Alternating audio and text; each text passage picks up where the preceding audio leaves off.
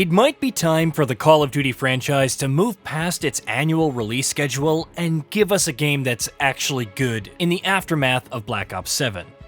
For a brief while, we did have a bit of hope for this one, but between its campaign being all over the place and its iterative innovations failing to keep up with the franchise's fatigue that's now a major concern, Black Ops 7 isn't winning any prizes this year. But we would be remiss not to give the game a chance to rectify its faults in future updates, or perhaps the next installment in the franchise. And since we're on the subject, we think the game's bosses are a good place to start. There are a number of reasons why we think so, but suffice it to say that as a part of the campaign that should have been awe-inspiring, all most of the game's bosses got from us were a few fond chuckles and the occasional eye roll. Why, you ask? Well, tune in and find out.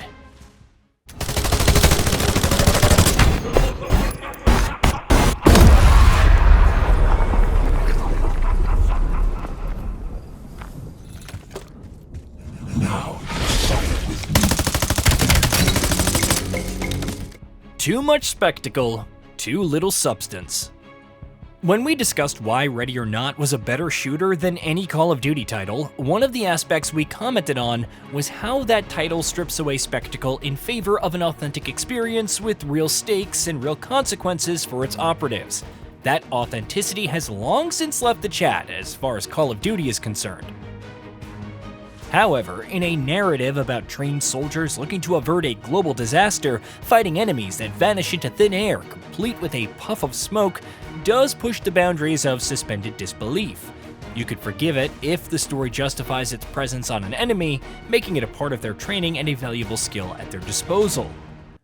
But when multiple enemies with relatively stale gimmicks unique to them come with the ability to reposition themselves almost instantly, the boss fight in question becomes more about your thumbsticks than your triggers, something a shooter from a franchise as established as Call of Duty should have been wise to avoid. But supernatural teleportation abilities aside, there's also the question of boss health bars. They're massive, requiring a frankly obscene amount of bullets before you can bring them down and proceed towards the next uninspired area that has taken over a large area of your map and stands in the way of your next objective. It's almost as if the bosses exist just to pad out the main campaign's overall playtime, padding it out thanks to drawn-out battles against gigantic enemies that have no business existing in a game that's about espionage and military operations. The bosses in this one might be more at home in a dark fantasy title.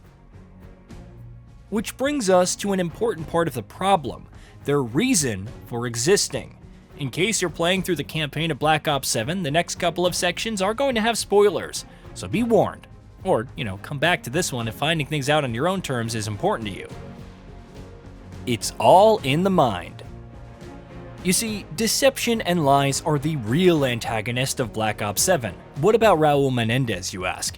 Well, it turns out that was a red herring from the developers, and the story involves a treacherous conglomerate of corporations with shady intentions, whose main methods of causing the mayhem that villains do is the Cradle. That's a toxin that causes shared hallucinations between people who inhale it, filling them with the terror and making them encounter nightmares based on their fears and insecurities. Pretty convenient, right? We're guessing that you can see where we're going with this. Many so-called bosses in Black Ops 7 are merely hallucinations, brought on by exposure to the Cradle, and used as a way to put you in conflict with some familiar faces. It's also a great way to introduce the scope for some of the more extraordinary designs that you can see in the game, considering that each one is a manifestation of your team's collective fear.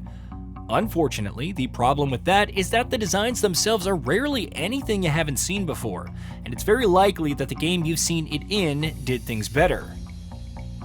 Take the fight against the giant, the multi-headed tree that the hallucination of the woods pits you against. I've fought this thing in Shadow of the Erdtree, a 2024 DLC expansion, and that take on this design was far more exciting. It's a very similar design with familiar attacks on a boss whose massive health bar is further protected by its thick bark, forcing you to target open growths on its body to cause damage. We're not saying it's an exact copy, but it almost feels like Mason and his team play a lot of the same video games when they're off duty. Now, how does that translate into gameplay? Well, you can run around the battlefield dodging attacks and trying to get a good line of sight on an outgrowth. You then unleash a magazine into it before you move on to the next one. Rinse and repeat. There are barely any new attacks and not enough variety among the existing ones to make this fight any sort of challenge. It's the case with most of the bosses in this game. Now don't get us wrong, we're all for developers trying different ideas in their games, but those massive designs and the narrative framework that justifies them must also be stretched enough to make them more imaginative and connected to the adventure. Instead, the bosses in Black Ops 7 are tone-deaf set pieces that do very little in way of innovation. Disappointing encounters. Going into the game, we were quite excited for our showdown with a certain familiar face from Mason's past. Raul Menendez was among the more exciting parts of the game's promotion after all, and we wondered how the franchise would justify his return right from the jaws of death at Mason's hands. But when the time came to finally take him on, that excitement had already fizzled out. The game's story is the main culprit here, and is why we maintained that Deception is the real villain here. We were lied to, and Menendez's role in the story is nothing more than a fake-out, allowing the actual antagonist to hide behind his shadow. The version of him that you fight in the game is nothing more than a creation of your mind, and a rather poor one at that. That's because Menendez is our first culprit when it comes to teleporting bosses. You don't get to fire more than a few shots at him before he vanishes, repositioning himself at the most inconvenient angle that he can find to make the fight a truly annoying battle of attrition that had me planning out an elaborate dinner as I went through the motions of fighting an opponent I was so excited about. In another boss fight, you take on a sniper whom you fight with a sniper rifle of your own, while your Section 1 teammates take flanking positions below you. But, lo and behold, the sniper teleports as well. It becomes an insipid, uninspired loop of taking a shot, waiting for your teammates to call out the sniper's position, locating them, firing a shot, and back to step 1.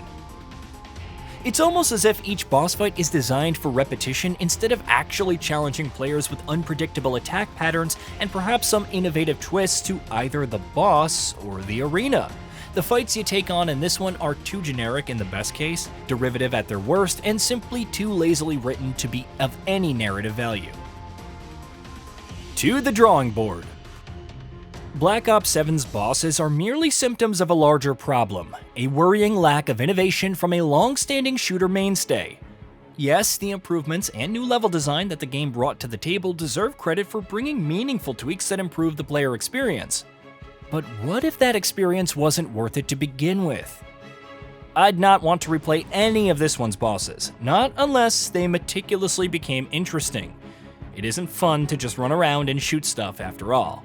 What's interesting is having the stuff that you're trying to shoot at send you scrambling to find safety when it decides it has had enough of you, even as you formulate a plan to fight back.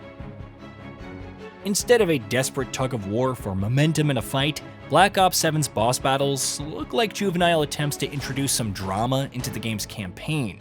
Their narrative justifications are too flimsy to hold up under scrutiny, while their mechanics quickly belie just how boring the encounters are going to be quite early on.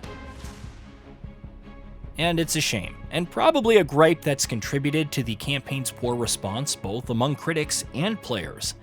It's time for Call of Duty to take a step back, refocus its efforts, and come back stronger in its next title, no matter how long that one takes to create. Hey, did you know that we at Gaming Bolt upload new videos every day? Stick around, drop a like, subscribe, and hit that bell. And let us know what kind of content you'd like to see in the future with a comment below.